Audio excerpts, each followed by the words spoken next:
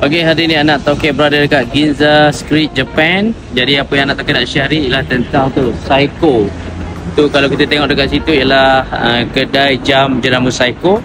Jadi Seiko Japan ni, kalau kita nak tahulah, dia punya jam ni adalah jam yang setanding jam daripada negara Switzerland. Zaman dulu bila kita cerita pasal jam, dia adalah quartz punya jam tu lah, yang di tik tik tik tik tu, lepas tu dia ada spring.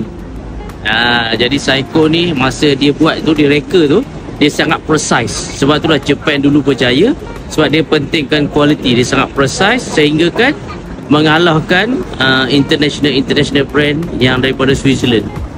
Sebab itulah saya, anak Tokek macam rasa macam bila cerita pasal Seiko ni, anak Tokek rasa macam wow lah.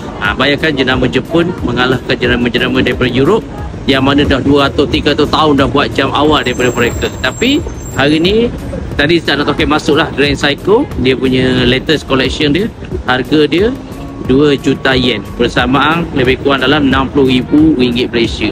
Jadi bayangkan daripada satu company yang kecil di Japan boleh jadi macam Rolex of Asia. Okey, itu saja daripada Tokek. Bye.